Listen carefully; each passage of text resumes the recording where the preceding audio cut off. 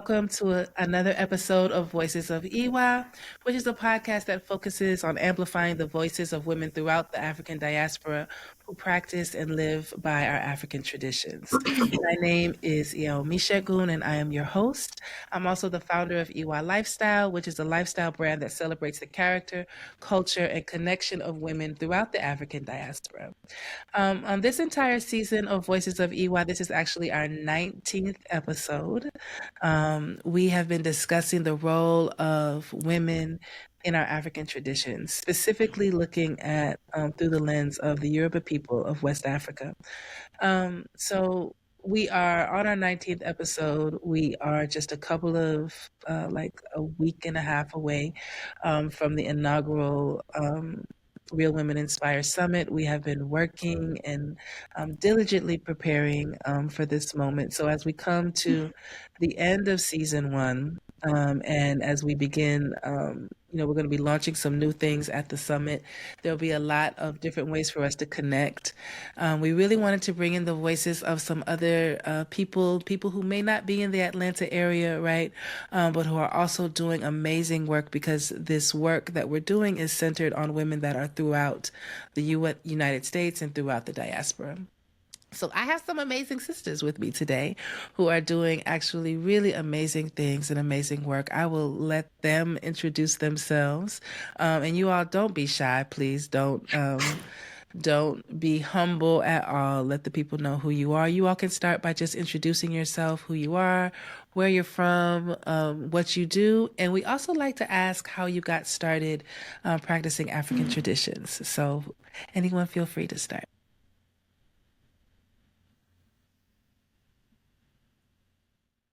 Okay, so I'll go first. So we say Okay. abo, abo, yeah, abo, shike, abo, ato, ekaba. Everyone, welcome, welcome, welcome. First, I just want to acknowledge my dear, my beloved sister, Lode Omisegun. Thank you so much for having me here. I'm super, super excited. I've been following everything that's going on. I am just so proud of you. So I just want to just get that out of the way and say that first to give you some love. But my name is Olajide Makinde Ojefomola. I am a chief priestess. I am Chief Bobajiro of Oyotunji African Kingdom.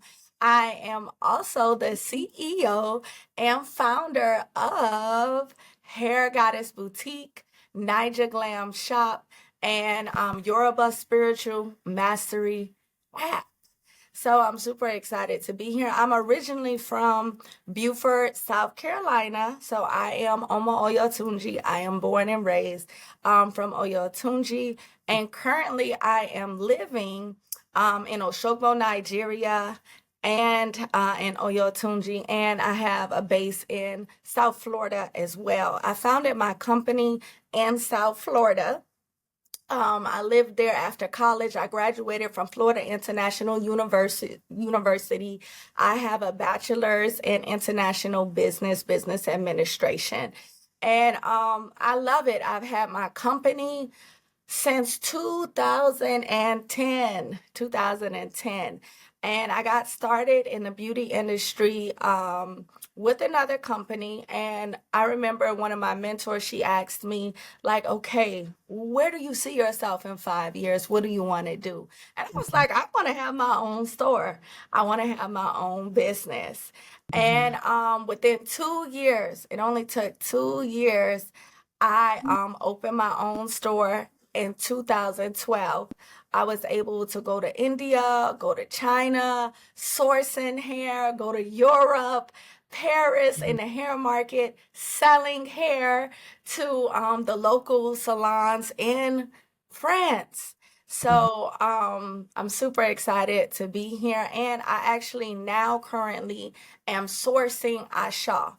So Niger Glam Shop is all about Yoruba traditional attire. Of course, the traditional Buba Lapa Gele, but also our modern inspirational pieces and jewelry as well. So I import all of that from Osogbo, Nigeria. We have our tailors there, but everything is designed by me. I am the inspiration, the designer behind my brand, Niger Glam Shop.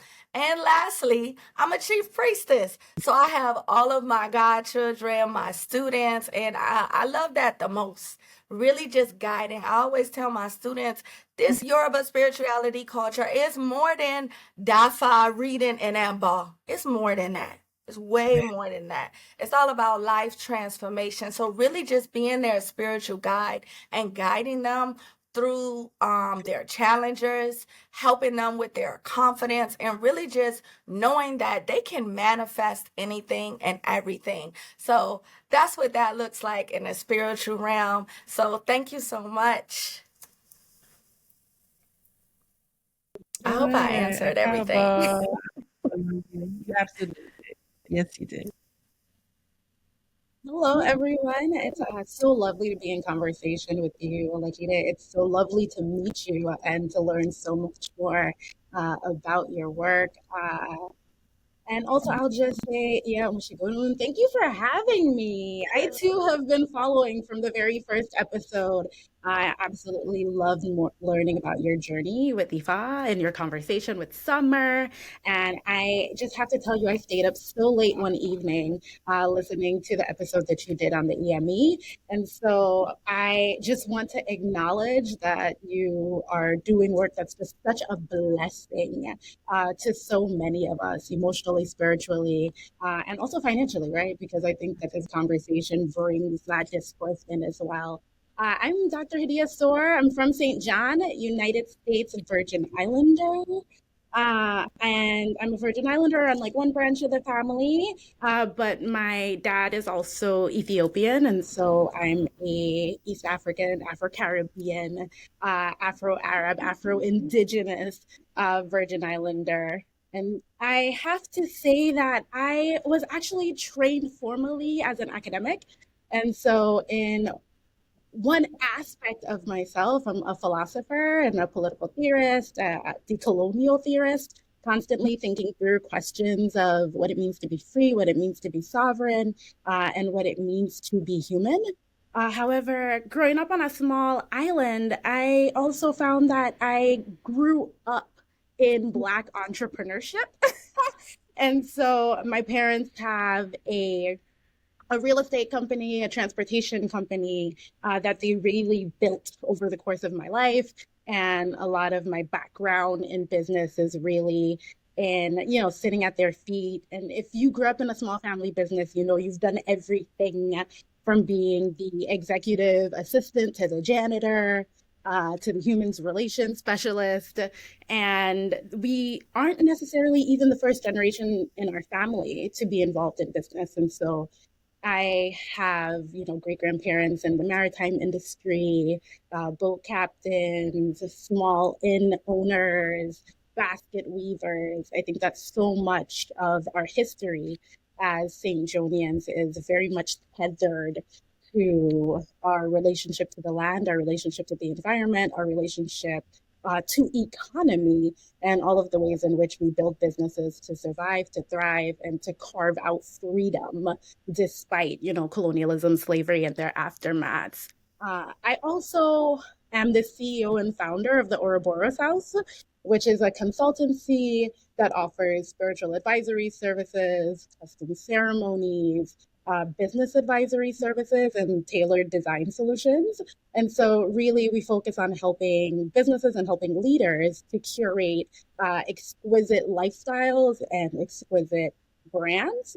And I really love giving back and being just deeply rooted in my Virgin Islands community and our collective journey for freedom and sovereignty.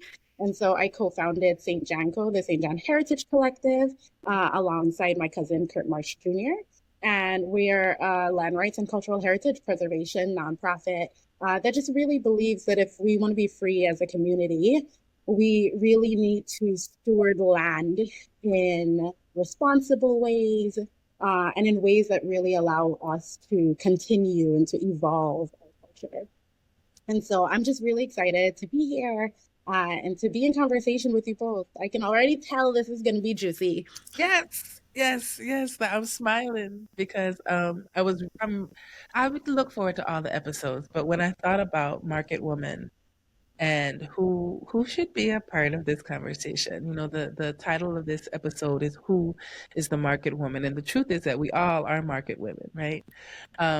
And I was like, who am I gonna get? Who am I gonna get? Who am I gonna get? I know so many dope women that are doing dope things. And both of you immediately came to mind. And it was funny because both of y'all were like, is there any way we could be in studio? And y'all both said the same thing. And I was like, I don't think we can make it work with everybody's schedules. But yes, it is gonna be a great conversation because I know both of you. Hadiya, we've met through summer and I follow you online, and anytime you write anything, I'm like, oh my gosh, just your thought process to things. And Olajide, you and I talk all the time.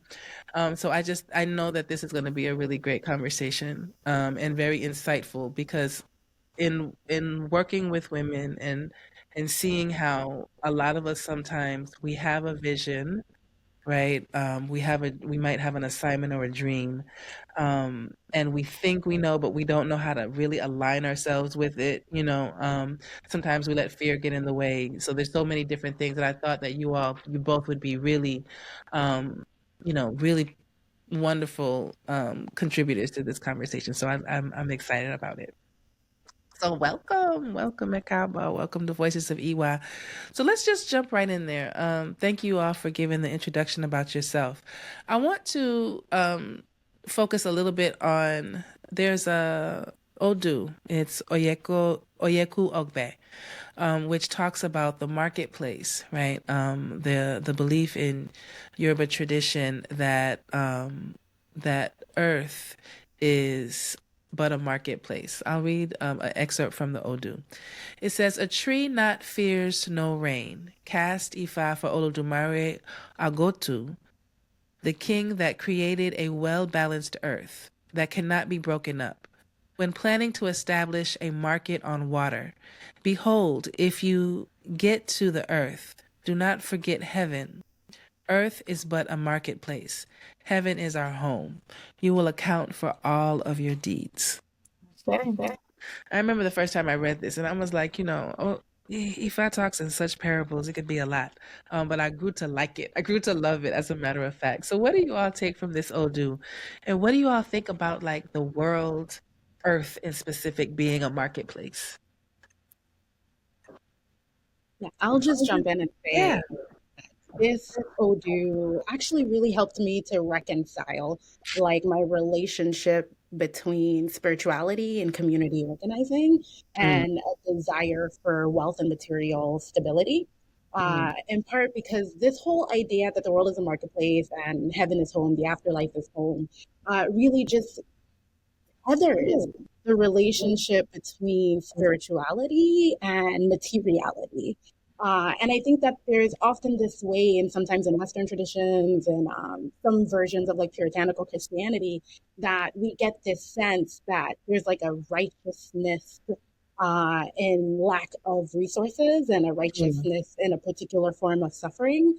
And I find that the Ifa tradition, in many ways, really reminds us that permanence is in spirit, Mhm. right? And That's us coming into form, uh, that is a journey that informs who we understand ourselves to be on a soul level. And mhm. that our journey on earth, in some ways, there are moments of transaction. We need food to survive. Yeah. We have all of these experiences. But in reality, we are still a permanent spiritual being having this terrestrial journey, having this terrestrial experience, and that we can actually do the dance on earth Right. of coming into form, of being in the marketplace, of buying, of exchanging, of learning more about who we are on a spiritual level without necessarily feeling as though our transactions take away from our like permanent transcendental unchanging state. And I think that there's something really just brilliant and beautiful about reminding us of that while Yeah. also reminding us of the importance of Iwa Pele, of good character. Mm-hmm. Mm-hmm. Yes, and so thank you so much. I definitely agree with everything that you said. So for me, this Odu is my life, I would say. I literally, I don't even know how to put it into words. It's like, that knowing, right? I know that whatever I do here on earth will impact me in a room in heaven, Mm-hmm. right? So this all do for me is spiritual and physical, Yeah. So of course we all know our Egbe room, Akika, Ashege, Bolofeo, Juoni, Watio, before we were even in this human fleshly body, we were in a room with our Agbe. We made promises in Agbe in the heavens. And then we came to earth and we're living this human experience. At times, we forget some of those promises and then we create heavenly debts with our Agbe. Mm-hmm. So, number one, when you know your purpose and your destiny, whether you're born in this culture, whether you receive your hand of Ifa, initiation, just getting your Dafa, whatever it is, right? And how you came into the culture, when you find out your purpose, those taboos, those do's and those don'ts, right? Yeah. You will be responsible. You're responsible for those deeds. Okay? That you now are moving through your life challenges. Also, when it talks about the marketplace, yes, you are supposed to, as a human, have a human experience. So, as you're going through life, as you're going through your challenges, as you're going through what's working, what's not working, and you're finding yourself, right? Because I look at Earth as the marketplace, Right. and as we're on this journey, there will be times where you have to pivot. You have to look at yourself in the mirror and reflect on what's working and what's not working. And you have to shift your character. As we all know, this culture, Ifa, is all about good character, gentle character when no one is looking. And so, like I said before, those deeds, what you do here will impact you in the heavens. So that's some of my aspect that I wanted to add because Dr. Hadiya, I agree with everything that you said. So this is just my add-on piece to that. I do play. Yeah. Um, what you said, well, really what both of you said really um, resonates with me. Yeah, Olajide, you said, this is my life. And I'm like, yeah, like I totally understand that, right? Um, to recognize and realize that every like in the marketplace, right, where we're constantly exchanging, there's transactions, right? Also getting to the space and place where I'm looking at even for myself at this age, right, the difference between my transactional relationships and my transformational ones, right? The ones that have made a huge difference in the person that I am becoming, right? And even understanding that those transformational relationships are also transactional in some way, right? There's give and take at each space, and really wanting to ensure that in all of the spaces that I operate, that I'm operating in my full Iwa. That's what I like. I have to say it like that, like in my full Iwa, right? In my full character, in the goodness and the balance of my full character, and even having to get to the place of life of realizing the difference between like good character and balanced character has been a struggle for me on this journey, right? Like there's a difference, in being quote unquote good, and also understanding balance, right? And getting to that space and place where I understand that, like in the marketplace, boundaries are a thing, also, right? They're needed and necessary. Um, and Olajide, you talked about, you started talking about women and people understanding their destiny. I want to circle back to that in just a second, but because I want to talk a little bit about this notion of the market woman, right? I'm sure, you all travel. I travel, Olajide. You spend probably a lot of your life in the market, in the actual market, right?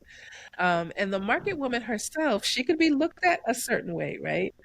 She has a certain persona.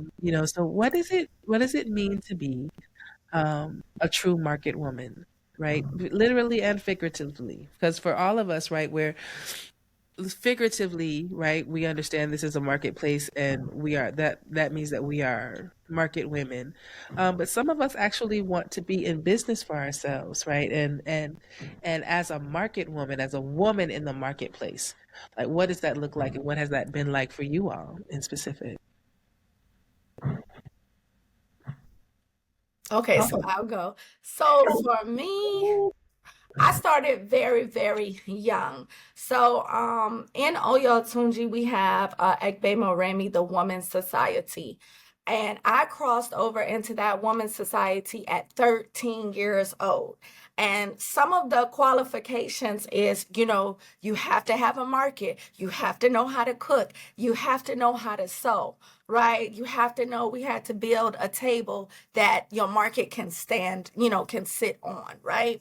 So from a very young age, I understood commerce, understood trade, understood the importance of, how you're supposed to dress, what you should and shouldn't, growing up with those morals, so and coming later into my young adulthood at 18 is when I actually got my first business, and 2 years later, at 20 is when I got my first LLC, right? It's when I legalized my business.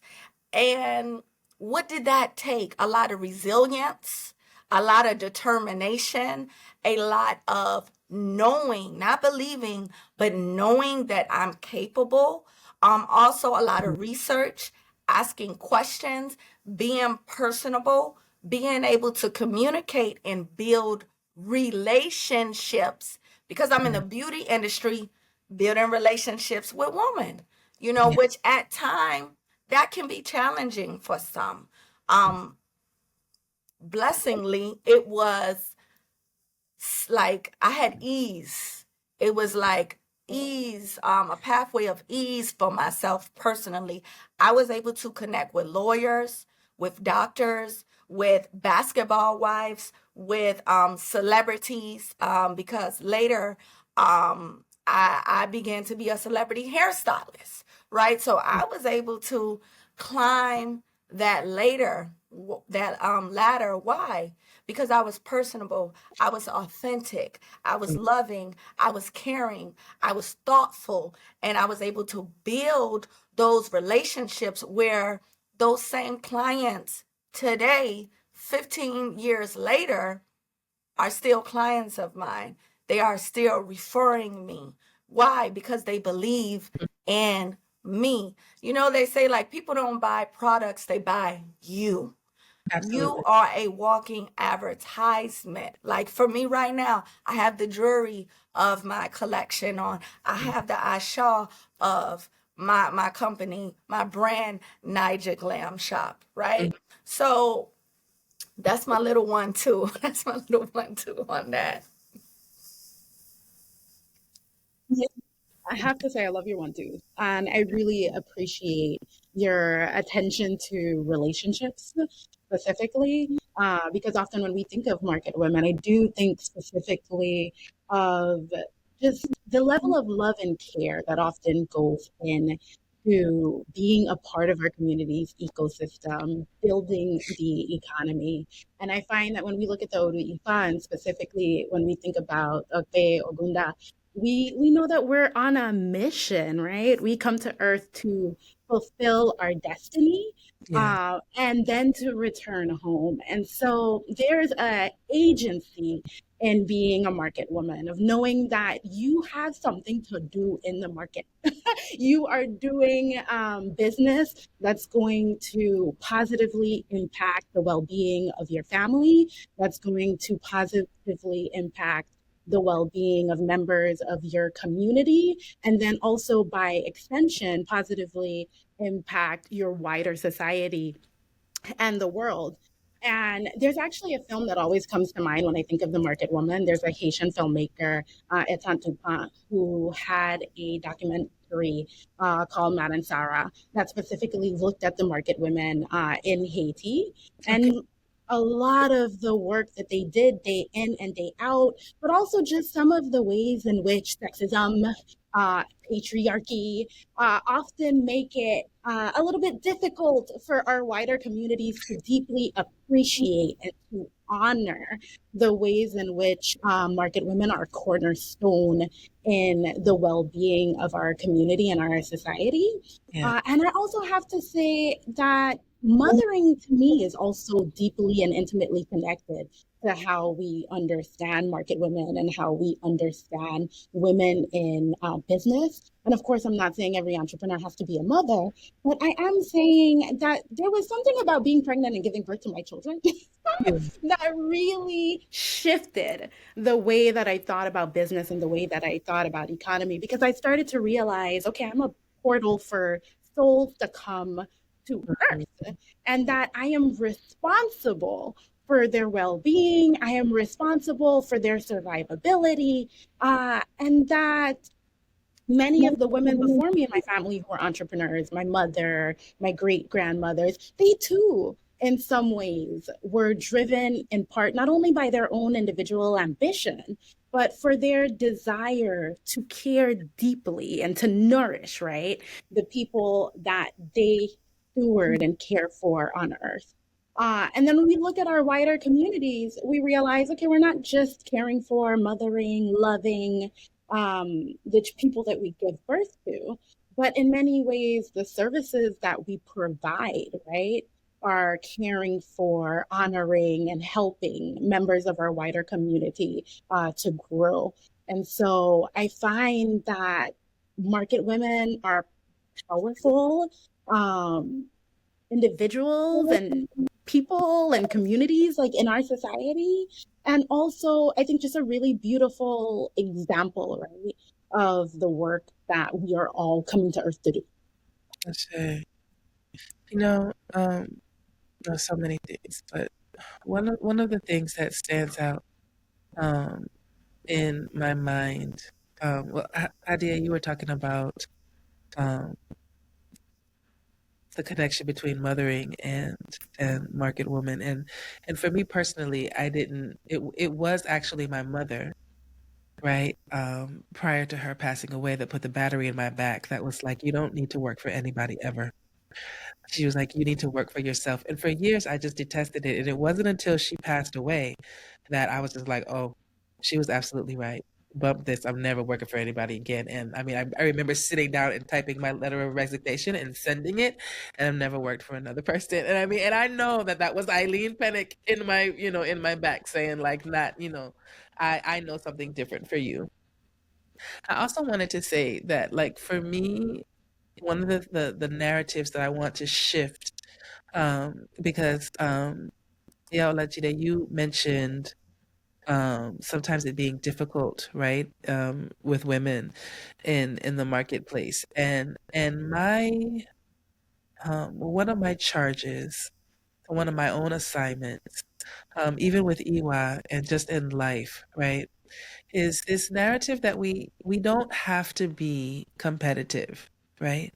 Like we really can, should, right? In every space that we possibly can be collaborative.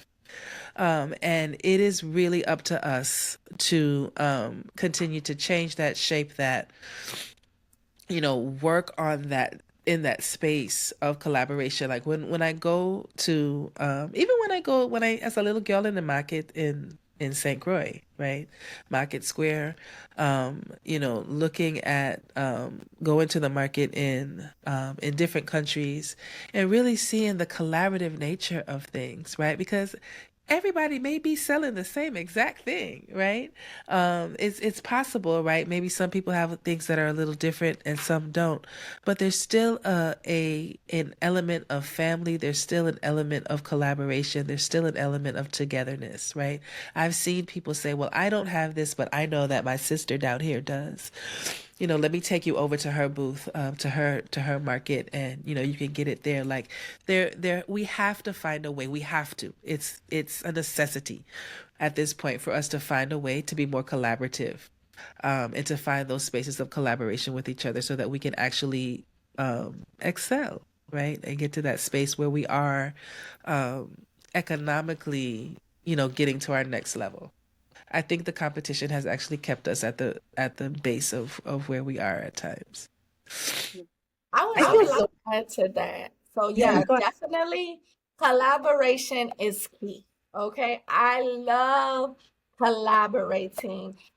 Because number one, exposure. Whoever your collaborating partner is, you are exposing them to your audience and they are exposing you to their audience. So it's like mutually beneficial. It's a good transfer of energy. So especially in 2025, if you're not collaborating with women, if you're not collaborating with people in your field, even if they're a man, like you're missing out. You're missing out because to have Gotcha. someone who has their own platform, their own following, and now they're basically putting you on a pedestal. Like, hey, this is dot dot dot. They're the best they're the best in their market, and this is what they do. This is how to connect with them.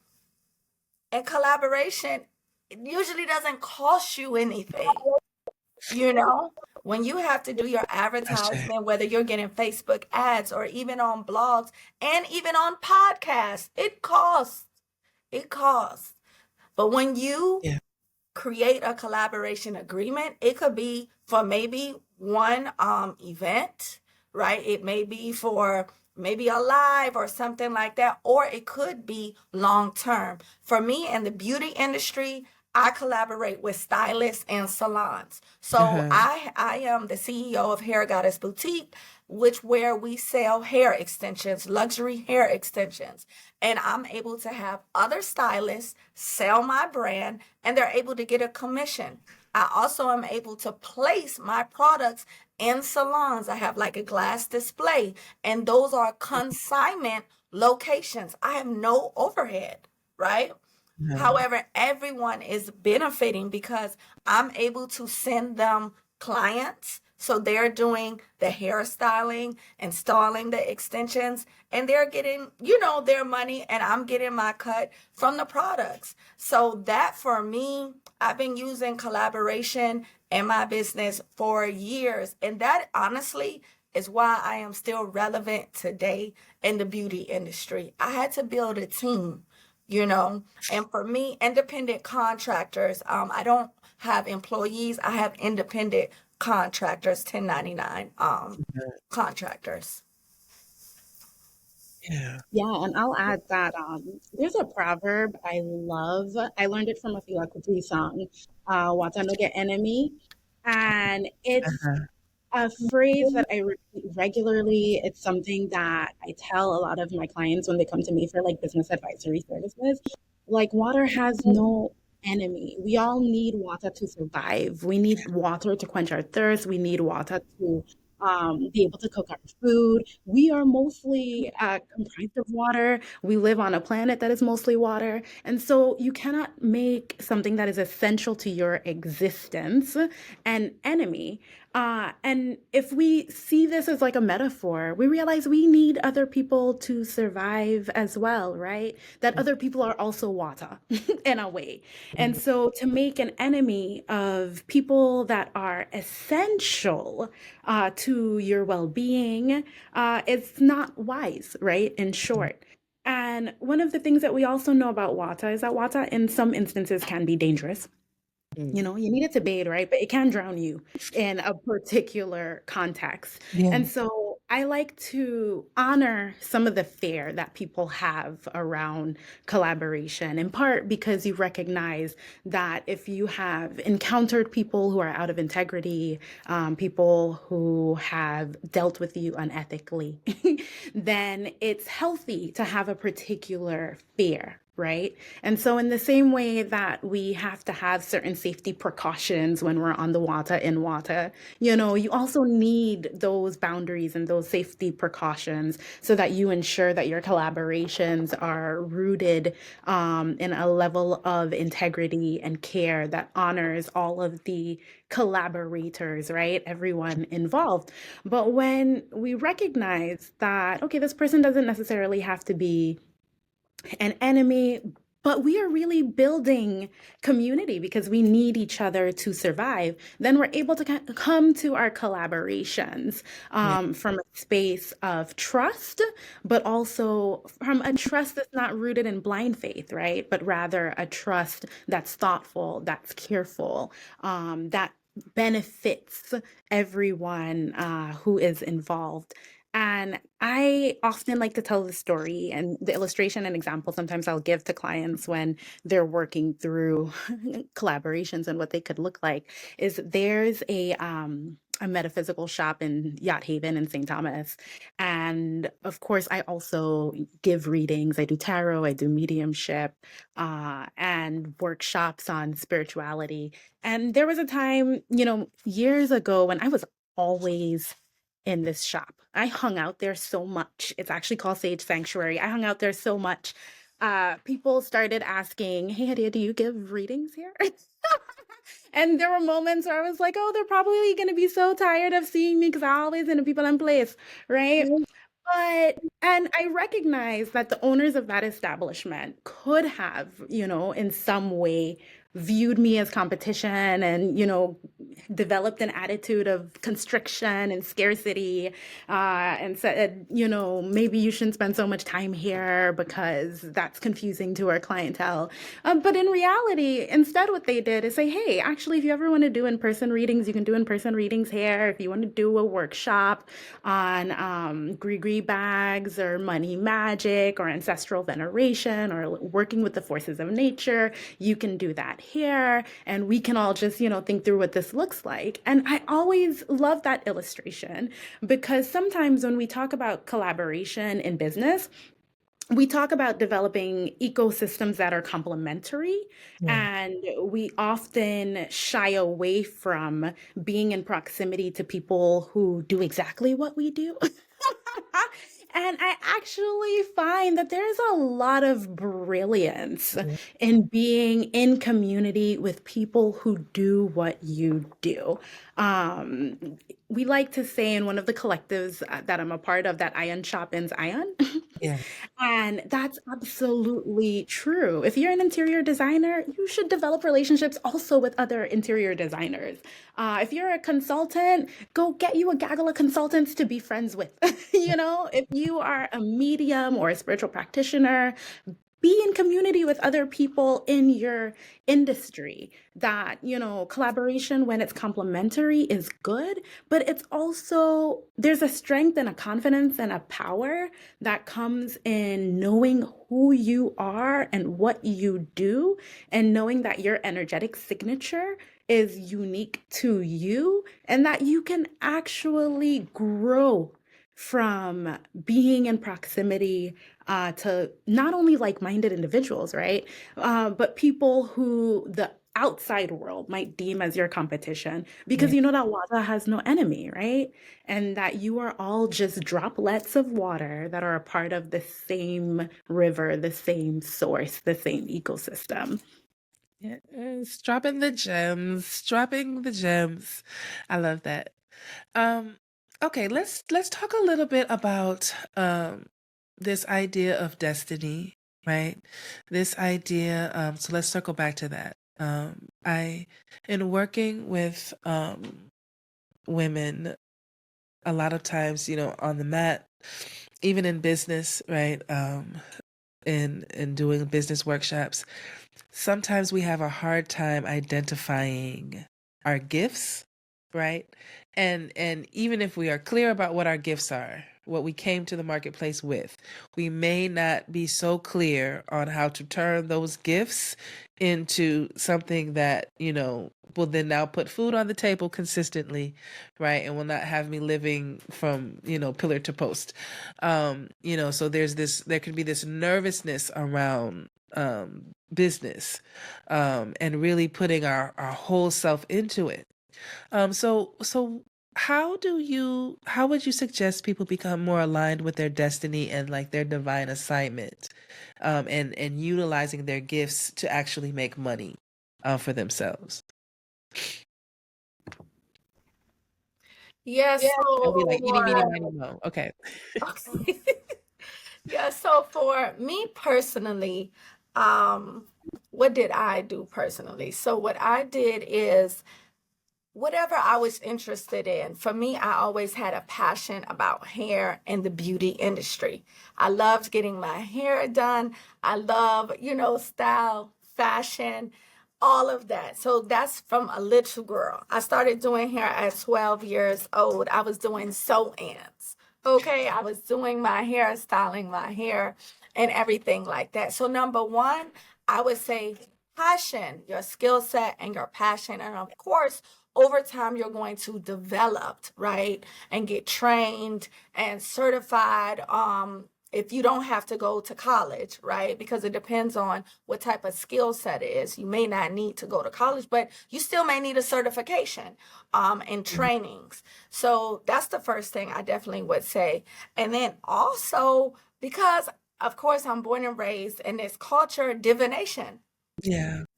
My DAFAs from my birth reading, to when I received my hand of Ifa, to also monthly checking in on my business, doing consultations for my business, on the hiring process, on, the collaborating process, what will this collaboration look like? Yeah. So really listening, to Ifa, the seeking the guidance and counsel and wisdom, on what I should and shouldn't do in my business. That right there. And my mother, because my mother also, like you lovely queens, my mother, was an entrepreneur.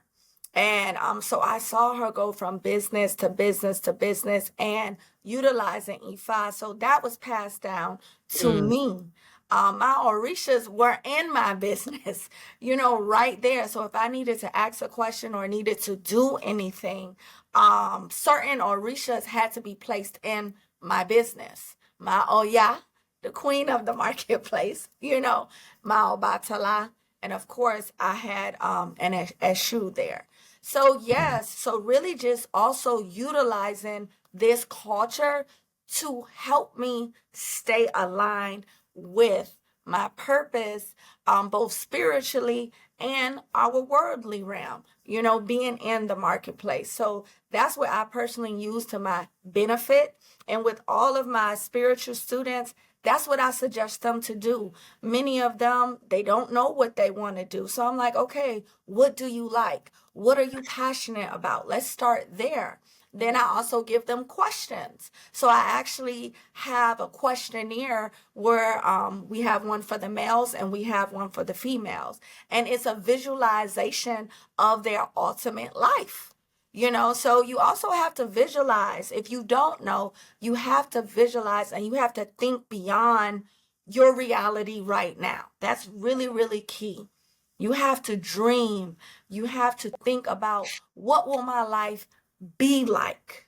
And then from there, what do we need to put in place? And then of course, okay, so I want to own a trucking business, or I want to, have this Airbnb business. The location. We can actually find about your Yeah. location. Which area, which city? When it comes to the trucking, as you're going and you're going shopping for this truck, right? You can actually find about, is this a good investment, right? Will this, if I invest in this truck, will it be prosperous? So, and with divination, we can go in. We can go in. So, yeah, so those are my keys: passion and Ifa. I do play. Mhm. Yes, also heavy on the divination. Yeah. Also, because when I look back on my journey, it was really Ifa. It was a reading with my Babalao, James Weeks, who really nudged me out of, not, I wouldn't say out of academia, right? Because I still keep a foot there, but who really pushed me, as well as my mother, who really put the battery in my back as well, in terms of insisting that I actually thrive and I'm happiest when I have a little bit more autonomy over my life.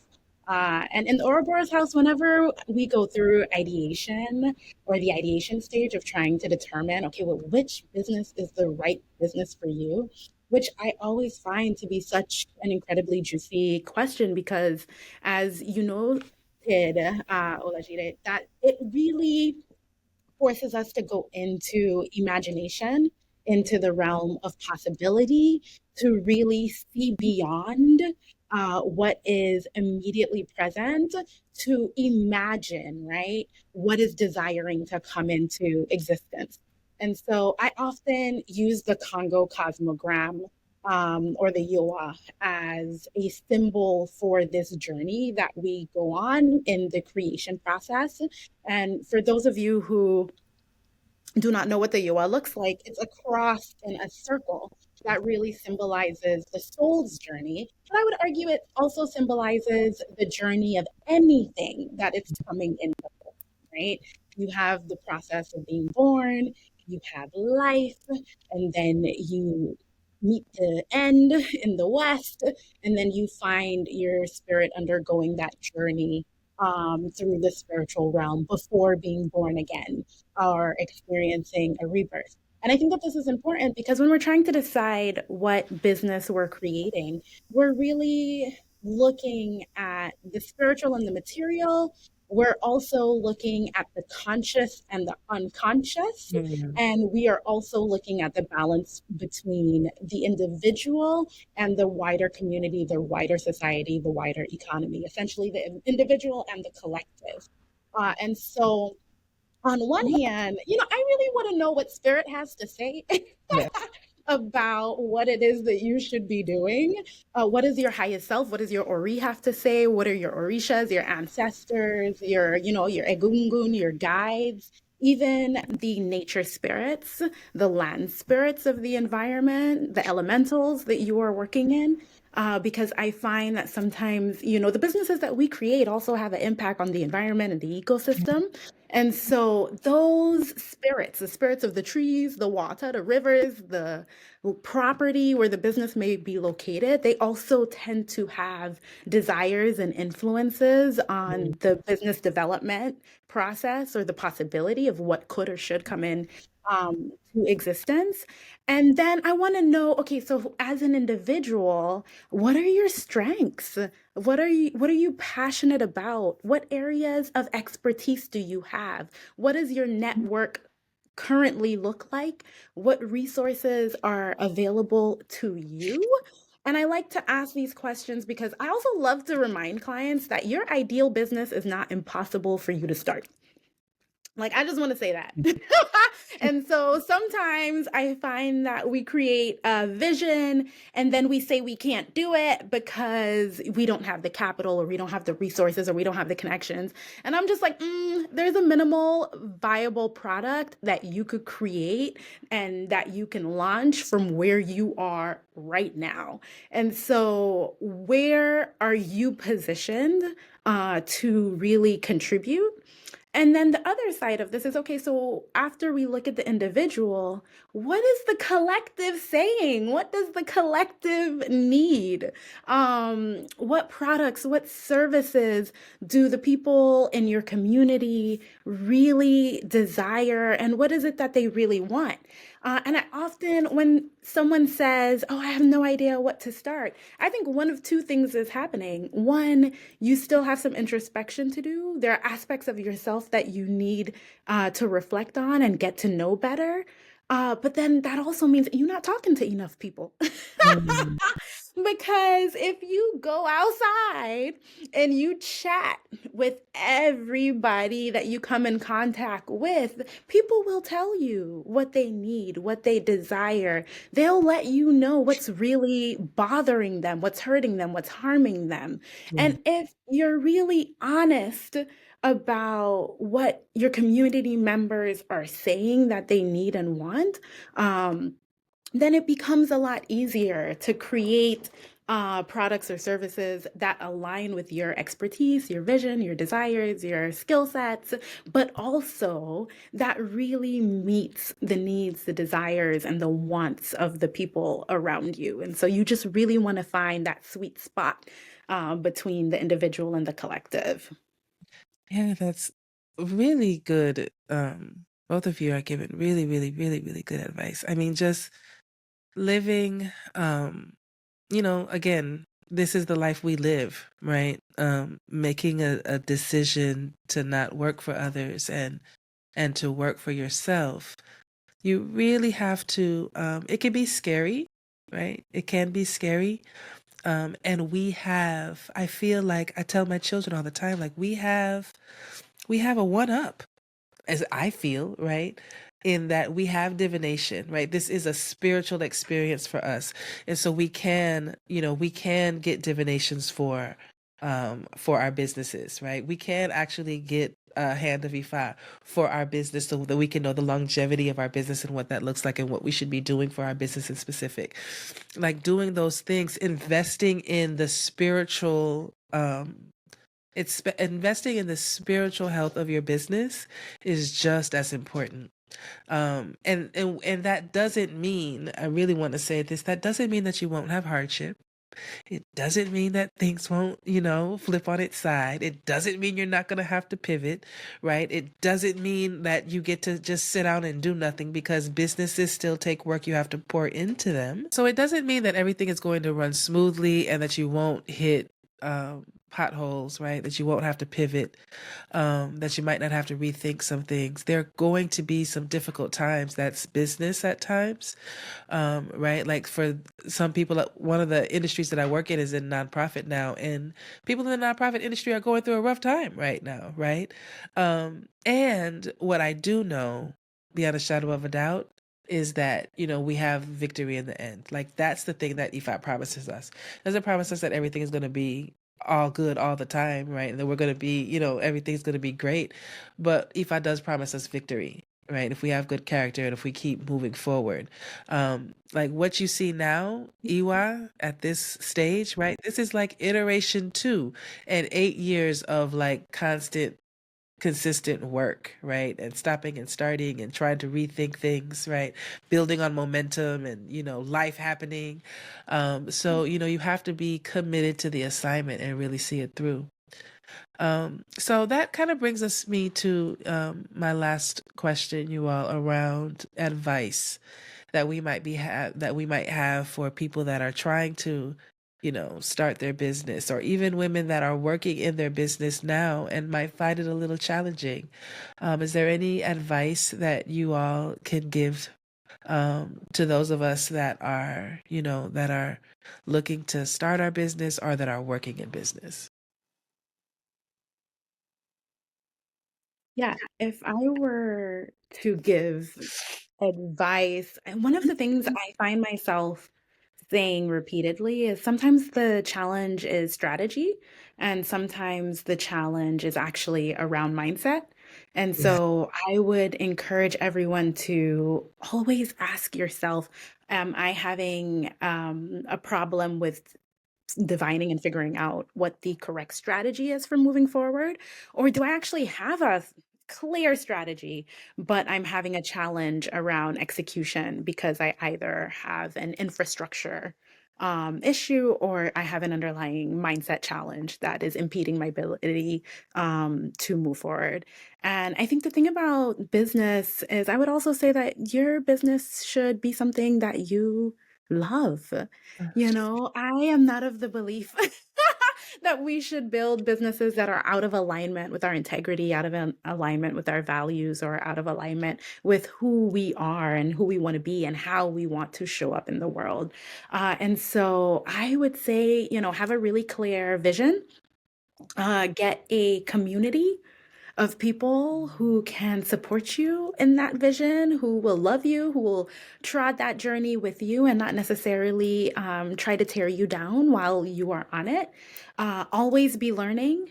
Find as much information as you can. And there's just so much information available to us in books and podcasts, in conferences and coaches and mentors. Really see yourself in some ways as a student of business, a student of economy, a student of your specific industry. As Olajide said earlier, begin with the end in mind. And so know what it is that you truly want for your life and to design the business that allows you to achieve that specific vision, and know your why, because, and understand that your why may shift, but really be clear always about why you do what you do, so that even if you need to pivot or something changes or you decide to rebrand or reposition yourself, there is this underlying thread that really pushes and guides you. And as it pertains to mindset, the last thing I'll say is that I find that sometimes, as people who may identify as women of color, as Black women, as colonized women, or women from spaces that have been colonized and are actively curating sovereignty, that sometimes there is a discomfort around wealth and success. At times, because sometimes we internalize an identity or a self concept that's incongruent with the business that we're building, the wealth that we desire. And so I would say to really also pay attention to your self concept, your image of yourself, the way that you perceive of your self worth in relation to your community and the business that you're building, and to recognize to some extent that, one way to look at business is to see that you are stewarding a fractal of divinity in the material realm. And you're doing that in yourself, you're doing that in the business you're creating, you're doing that in wealth, you're doing that in mothering. But really, if you see your business as an embodiment of the divine moving through form, you get to ask yourself every day, how do I want to be a good steward of all of the resources that are available to me? How do I want to multiply? How do I want to use that overflow to benefit my wider community? Yeah. I love that. I love that. Yeah, you have any advice? Yeah, so I love everything that my good sister, Dr. Hadiya, um, has stated.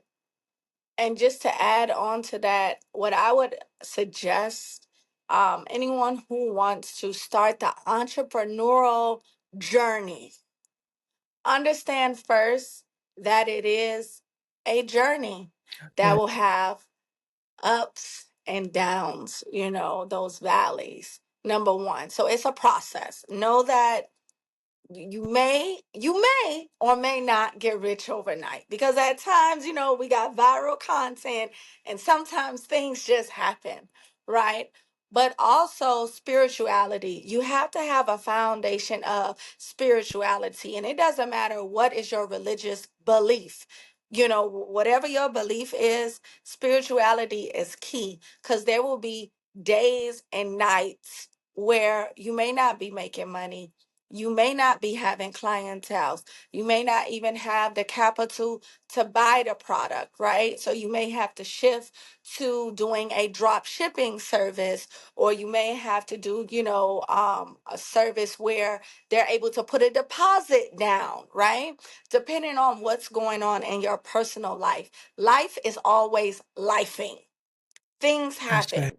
You can be a millionaire. You could have been a millionaire in 2024, and in 2025, you have no clients, because life happens.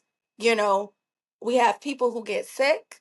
We have people who pass away.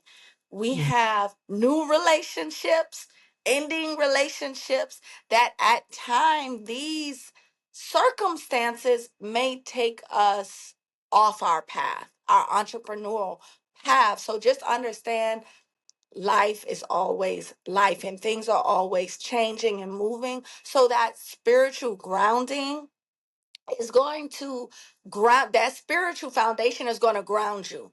It's going to ground you. Also, of course, for us who are in the Yoruba tradition, the Ifa tradition, Ori, your Mm. Ori. Okay. Want to know why is that and so important? Because limiting beliefs, the Ajogun will rise up on you. And what does it look like in business? It looks like, oh no, you can't do that. Or no, don't go in the store and pass out your business cards. You don't have to do that. Oh, don't go on social media. You're an imposter, right? No, nobody wants to buy from you, right? These are the limiting beliefs, those voices that will rise up as you are breaking through your barriers. Okay, because when you are just starting entrepreneurship, yes, you have to learn how to speak. You have to be okay with being on camera. Yes, we have to use social media. And if you don't want to use social media, you have to be comfortable with just going up and starting a conversation. You have to be okay with sharing yourself and also knowledge. You have to educate yourself because trends change, things change in industries. Okay, something that could have been popular in 2024, it's not relevant now.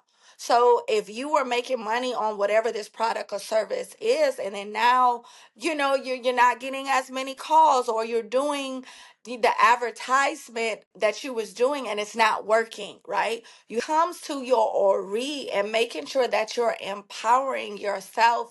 When you get up in the morning, one of the first things you should do is pay homage and venerate your ori. So really speaking positive affirmations over your life. I am bold, I am beautiful, I am courageous, I am a leader, I am productive, I am committed, I am disciplined, right? I am a leader. I am a millionaire, right? I attract money. I attract clients. Like whatever it is for you, affirmations is very, very important. In business, no one is going to do it for you. Yes, they can open the door, but you have to bring your products, you have to bring your knowledge and your wisdom, and you have to sell to whoever is in the room. You have to sell yourself. And in order to sell yourself, you have to believe. You have to believe in what you're doing. You have to know that you are worthy. You do matter. Your products and services matter, and you solve problems. Everyone who is an entrepreneur, we are solving a problem. We have the solution to someone's problem. So understand that and being able to share yourself and show your value of whatever it is that you offer. Additionally, going back to reflecting, when you reflect and you review, it could be weekly, it could be monthly, but definitely quarterly. Every quarter you should be reflecting on your goals, looking at what have you accomplished. Gratitude, give yourself grace and gratitude. You are amazing, you're doing well. Just do better than yesterday, right? Yeah. Keep walking forward and adding whatever it is that you need to add to your business. Another thing that at times people may be afraid of is reviews. But reviews are gold. Why do I say it's gold? Because you have your clients. It could be people who are not your clients, because you can review your community, right? Researching and asking them what do they like, what do they need, whatever it is in the industry. But your own clients, asking them on, to rate you. What could be better? What do they like? Can they refer you? Are they willing to refer you? So, Yeah. and once you get that feedback, whether it's positive or there's something for you to improve on, take that and improve on it. improve on it, because it's only going to make your brand stronger. That is brand equity. So continue to review, to reflect, to put yourself out there, to put yourself first, starting with you. If you're getting up at 7 a.m., get up at 6 a.m. You should have a journal. You should have a schedule. And when you schedule, you have to schedule your life, your children, the doctors, cooking, your business, admin time, branding time, social media time, all of those things you have to schedule. So clarity, you starting with you and during the beginning of the day and reflecting and looking on, okay, I have to do X, Y, and Z before you even look at an email, before you answer the phone. You have to start the day with you, because that's going to keep you spiritually balanced and mentally clear and calm. Because in business, overwhelm is another ajogun, overwhelm and overthinking. So you have to build techniques that will and habits that will quiet those limiting beliefs. Very, very, very important. And the last thing I would say is mentor. You have your godparents, your spiritual guide to help you spiritually. Let them know, what you're working on. Let them know what questions you have, where you're confused at. So spiritually, they're able to guide you and to help you. And also, whatever industry, you should have a mentor or someone that inspires you, and read. All the secrets are in the books. All you have to do, look at your industry, look at the leaders in the industry. They're always giving advice on what books to read. You have to read. Okay? So that's what I have. That's those are my key takeaways. For anybody who wants to get into business, and I want to let you know, the time is now. In 2025, the time is now. If you're thinking about get started, we're about to enter the second quarter. So I want you to know it's my time, it's your time, it's our time. Let's elevate and let's get into this $1 billion industry of commerce. Ashe. Yeah, you touched on thank you, both. One of my key advices was mentor, right? Like that is the one that I think that I don't know how come we slip past it in business, because we're like, I have this idea, and then we start executing because we can, there's YouTube University, and there are the books, and there are all these things. We have access to all this information, which is great. Information is amazing. But just like you have a spiritual mentor, what Olajide is saying in terms of having a business mentor is critical, because you really do need someone, right? And it could even be a coach, right? Like, because coaching is a thing also these days. And if it's a coach, that's great too. And someone that you can go and run things by, right? It might even be someone, think about this, think about serving, right? Another business in order to help you learn more about business. Sometimes we come into, again, these transactional relationships where it's like, what can I get from you, right? But sometimes it's what can I give, right? Because if I'm in the room with my mentor, when my mentor is making deals, if I'm listening to some of this information, right, then I'm also learning, right? You might be a hands-on learner. Like, that was really important for me. I have some amazing mentors and people who will say like, Omi, that's a terrible idea, or Omi, did you think about this, or Omi, that's a great idea, right? And I'm getting a lot of, I'm really proud of you right now, right? Because I've learned some things along the way. And yeah, Olajide also talked about like just making sure you have some type of, I want to back that up, like some type of self-care regimen for yourself. Take care of yourself. When you are the head, chief cook, battle washer, and and the person that taking out the garbage, then like that does start to wear on you, right? You can also get a team, right? Like decide how, at what point in time does it need to to be more than just you. Like I am blessed right now, like really, really shout out to the EY team. Because I wouldn't be able to do any of this stuff, right? Like you see a whole lot of things going on. It is not me. It is not just me. It's not just me, right? And we figured out a way to create transformational relationships, right? Where people are, money is not the only exchange sometimes. Sometimes there are other types of exchanges, right? That can also build up people, especially when they're trying to build their businesses as well. So just think about those things. I hope this conversation has been helpful. It's been helpful to me. It's always helpful to me to talk to my sisters some more that are doing great things.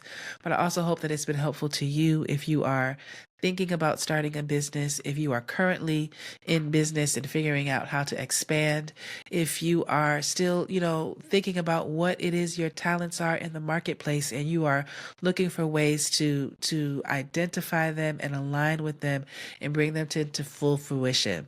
Know that you're not alone and that you have women, you have sisters. Again, I think I said this before, you have big sisters that have done some of this stuff before you that are rooting for you in the background. And in the front line, right? We want to see you succeed. We believe in collaboration. So reach out. There are different, there's enough sky for all the birds to fly. So just know that there's plenty of space for collaboration. It's plenty of space for learning.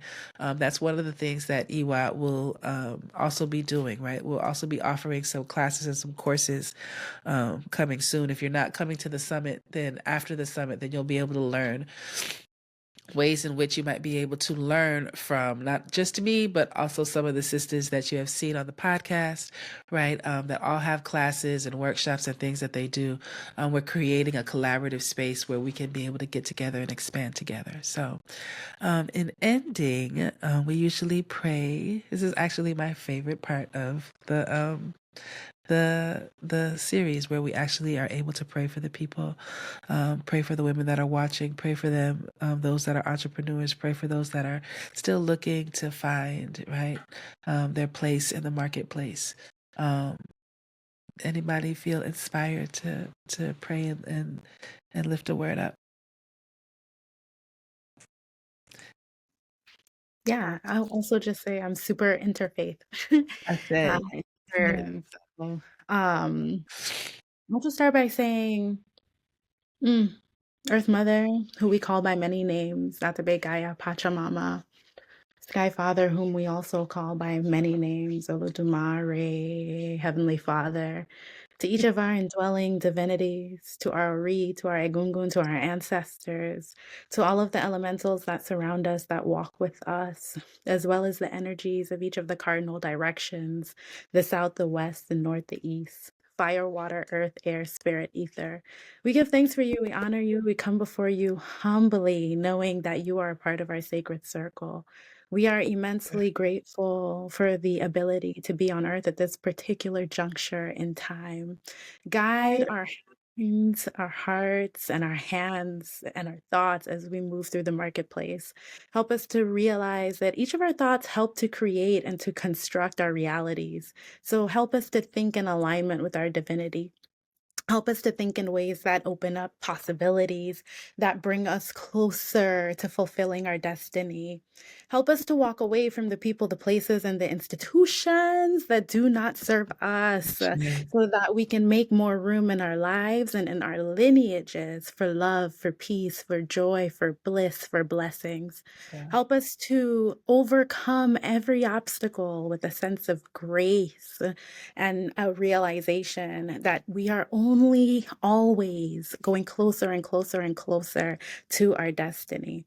Help us to see our businesses as a vehicle for love in our families, but also in our wider communities. Help us to realize that we can love and serve and care for all of those people who come into contact with us through our work. Help us to see our work as an extension of our spiritual calling and our mission here on earth and in the marketplace.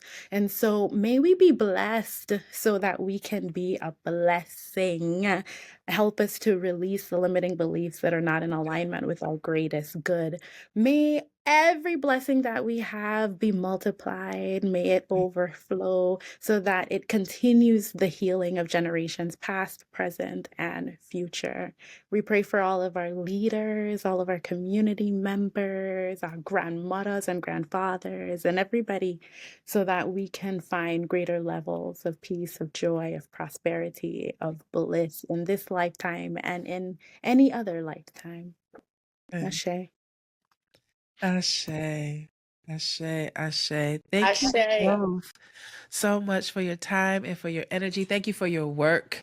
Thank you for deciding to be here today with us. Oloye, Olajide, Dr. Hadiya, I really appreciate you both. I really appreciate your work. And we hope to see you all, if you're coming out on March 29th to the Real Women Inspire Summit, we hope to see you. If we don't see you, then next week, so there's this week, and then next week will be our final episode on the 29th, the final episode of this season. The 29th will be a live episode that'll be at about 11:30 a.m. on Saturday, March 29th. And then we're going to take a break. I'm going to do some self-care for myself, actually. And then we will come back with season 2. We appreciate you all so much for tuning in every Wednesday. We are almost at 500 subscribers, and we didn't know where this was going to start, right? So we're very, very, very grateful that you all are here. We will continue to bring this message and continue to do this work. You all have a great evening, and we will see you next time. Odabo. Odabo, Ireo. Ashe.